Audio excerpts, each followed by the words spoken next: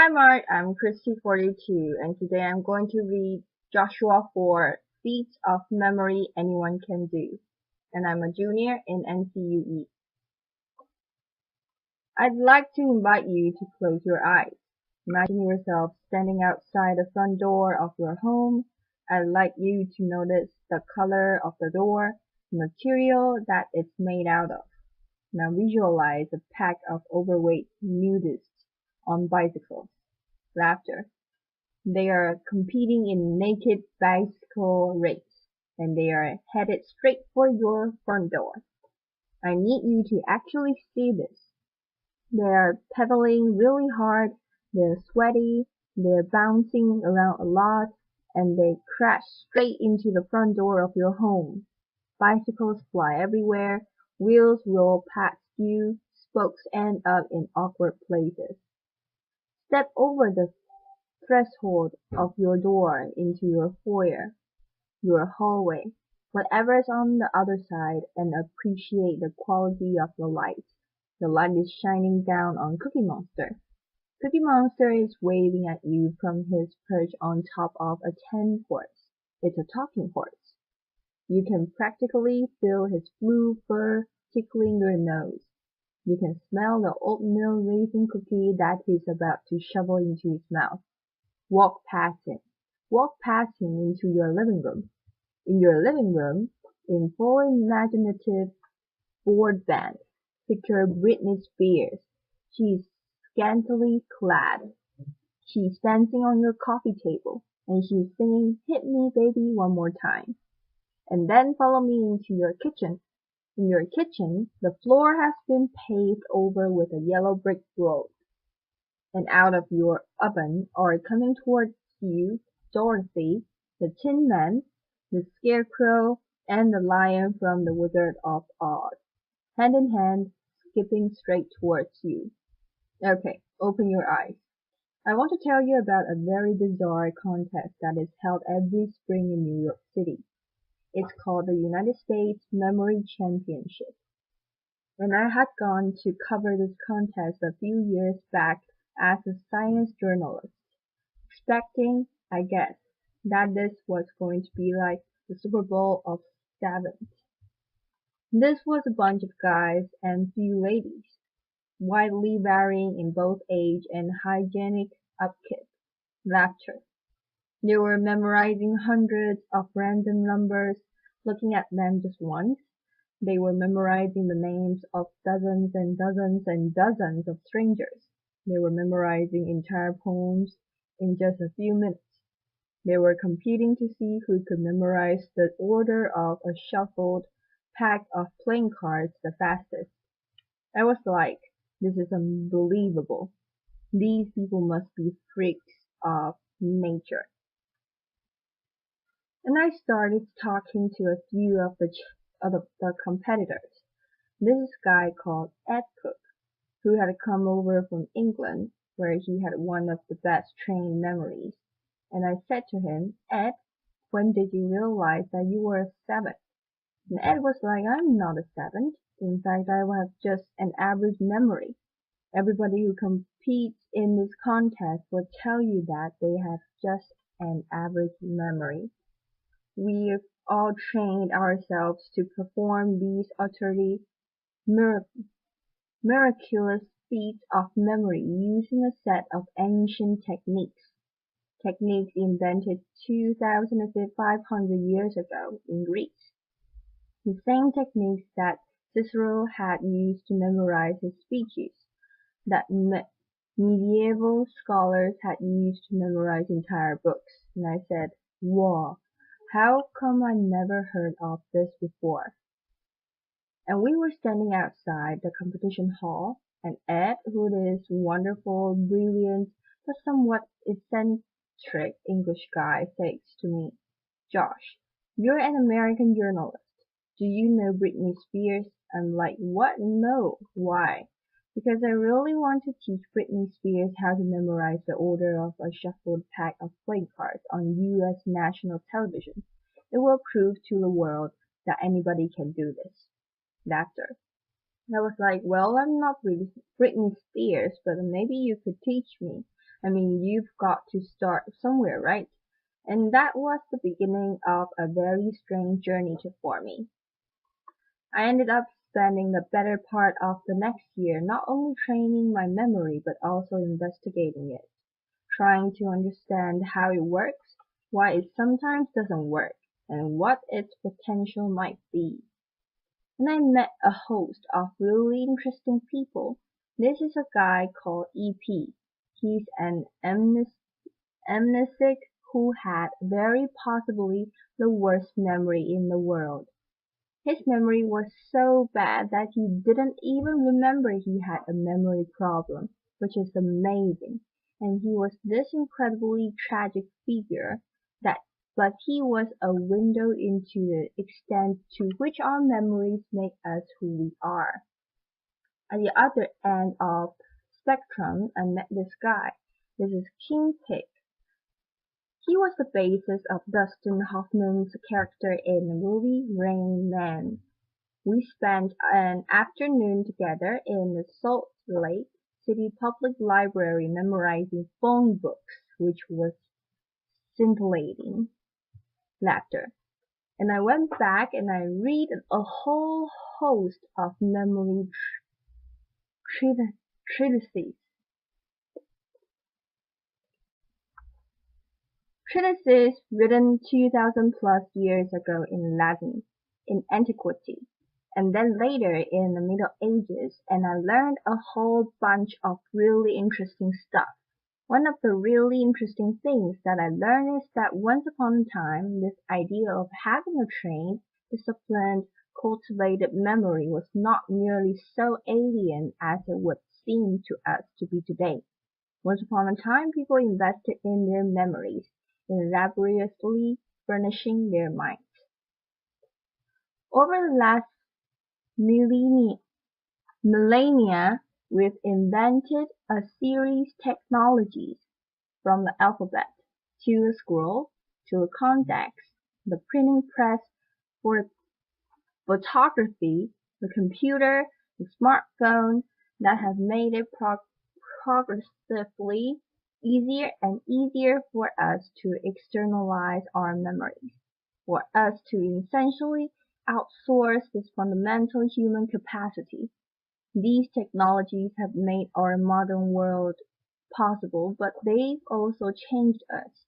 They've changed us culturally, and I would argue that they've changed us cognitively. Having little need to remember anymore, it sometimes seems like we've forgotten how. One of the last places on earth where you still find people passionate about this idea of a trained, disciplined, cultivated memories at this totally singular memory context. It's actually not that singular. There are contests held all over the world, and I was fascinated. I wanted to know how do these guys do it. A few years back, a group of researchers at University College London brought a bunch of memory champions into a lab. They wanted to know, do these guys have brains that are somehow structurally, anatomically different from the rest of ours? The answer was no. Are they smarter than the rest of us? They gave them a bunch of cognitive tests, and the answer was not really. There was, however, one really interesting and telling difference between the brains of the memory champions and the control subjects that they were comparing them to. When they put these guys in an fMRI machine, scanned their brains while they were memorizing numbers and people's faces and pictures of snowflakes, they found that the memory champions were lighting up different parts of the brain than everyone else. Of note, they were using or they seemed to be using a part of the brain that's involved in spatial memory and navigation. Why? And is there something that the rest of us can learn from this? The sport of competitive memorizing is driven by a kind of arms race where every year somebody comes up with a new way to remember more stuff more quickly, and then the rest of the field has to play catch up. This is my friend, Ben Pridmore, three-time world memory champion. On his desk in front of him are 36 shuffled packs of playing cards that he's about to try to memorize in 1 hour, using a technique that he invented and he alone has mastered. He used a similar technique to memorize the precise order of 4,140 random binary digits in half an hour. Laughter. Yeah.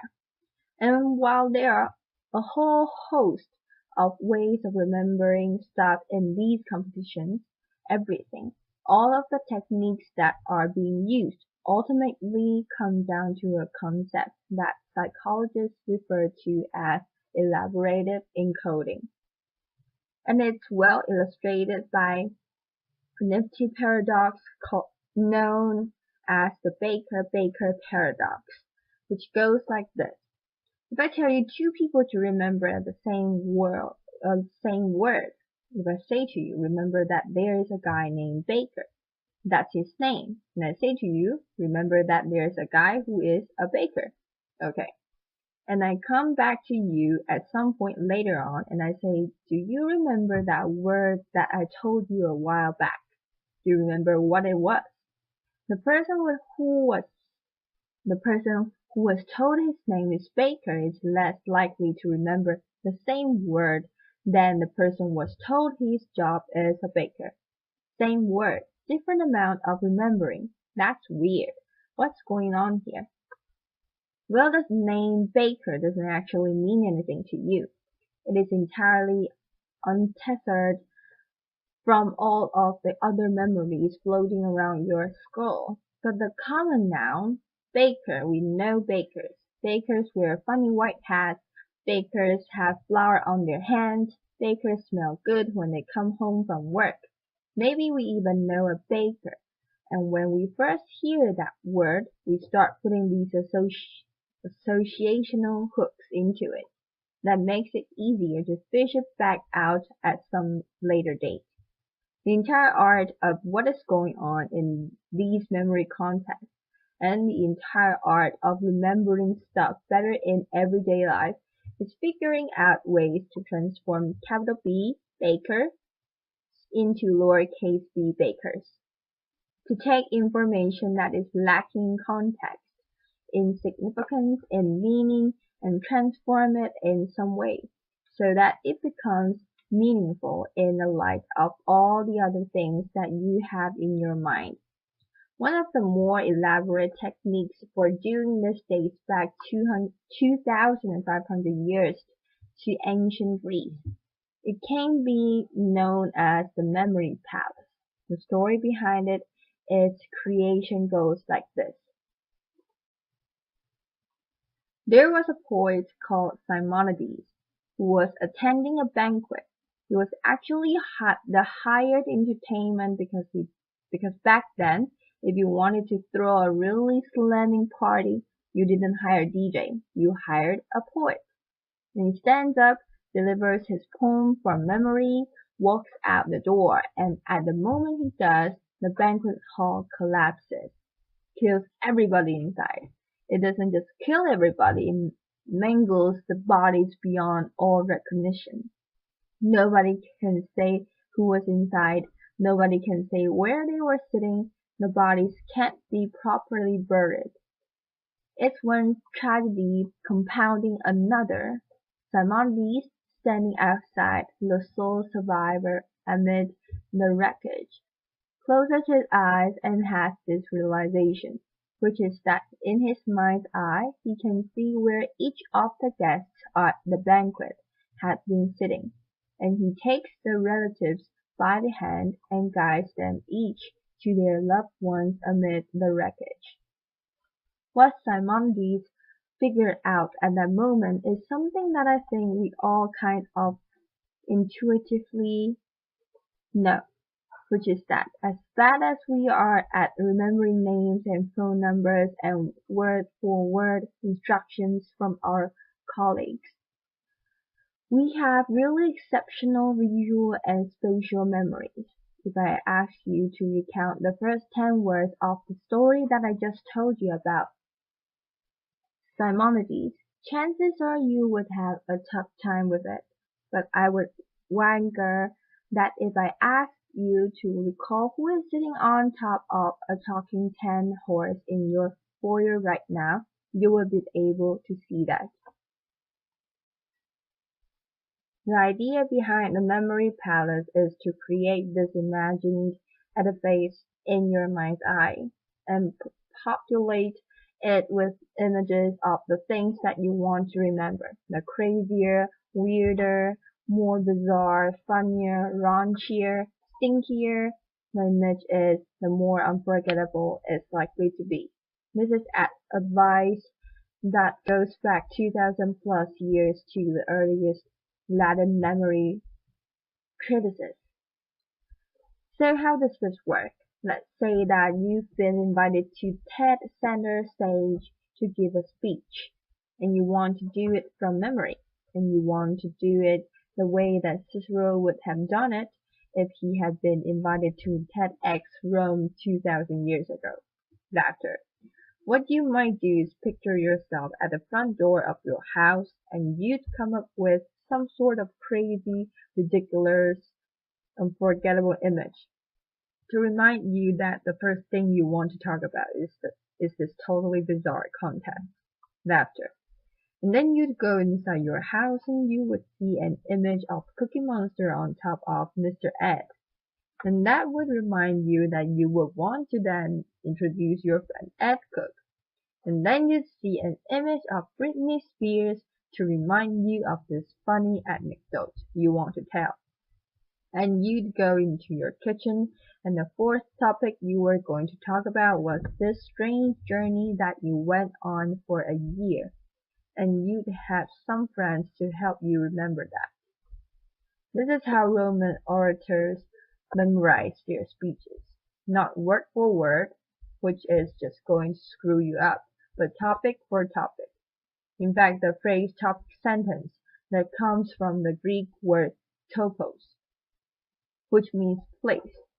That's a vestige of when people used to think about oratory and rhetoric in these sorts of spatial terms. The phrase in the first place, that's like in the first place of your memory palace. I thought this was just fascinating and I got really into it and I went to a few more of these memory contests and I had this notion that I might write something longer about this subculture of competitive memorizers. But there was a problem. The problem was that a memory contest is a pathologically boring event. Laughter. Truly, it is like a bunch of people sitting around taking the SATs. I mean, the most dramatic it gets is when somebody starts massaging their temples. And I'm a journalist. I need something to write about. I know that there's incredible stuff happening in these people's minds, but I don't have access to it. And I realized if I was going to tell the story, I needed to walk in their shoes a little bit. And so I started trying to spend 15 or 20 minutes every morning before I sat down with my New York Times, just trying to remember something. Maybe it was a poem, maybe it was names from an old yearbook that I bought at a flea market, and I found that this was shockingly fun. I never would have expected that. It was fun because this is actually not about training your memory. What you're doing is you're trying to get better and better at creating and dreaming up these utterly ludicrous, raunchy, hilarious, and hopefully unforgettable images in your mind's eye. And I got pretty into it. This is me wearing my standard competitive memorizer's training kit. Laughter. It's a pair of earmuffs and a set of safety goggles that have been masked over except for two small pinholes, because distraction is the competitive memorizer's greatest enemy. I ended up coming back to that same contest that I had covered a year earlier, and I had this notion that I might enter it, sort of as an experiment in participatory journalism. It's made I thought maybe a nice epilogue to all my research. Problem was the experiment went haywire. I won a contest. Laughter, which really wasn't supposed to happen. Applause. Now it is nice to be able to memorize speeches and phone numbers and shopping lists, but it's actually kind of beside the point. These are just tricks. They work because they are based on some pretty basic principles about how our brains work. And you don't have to be building memory palaces or memorizing packs of playing cards to benefit from a little bit of insight about how your mind works. We often talk about people with great memories and thought it was some sort of an innate gift, but that is not the case. Great memories are learned. At the most basic level, we remember when we pay attention, remember when we are deeply engaged, remember when we are able to take a piece of information and experience and figure out why it is meaningful to us, why it is significant, why it's colorful, when we are able to transform it in some way that makes sense in the light of all the other things floating around in our minds. When we are able to transform bakers into bakers. The memory palace, these memory techniques, they're just shortcuts. In fact, they're not even really shortcuts. They work because they make you work. They force a kind of depth of processing, a kind of mindfulness that most of us don't normally walk around exercising. But there actually are no shortcuts. This is how stuff is made memorable. And I think if there's one thing that I want to leave you with, it's what E.T., the amnesiac who couldn't even remember he had a memory problem, left me with, which is the notion that our lives are the sum of our memories. How much are we willing to lose from our already short lives? But by losing ourselves in our Blackberries or iPhones, by not paying attention to a human being across from us who is talking with us, by being so lazy that we are not willing to process deeply.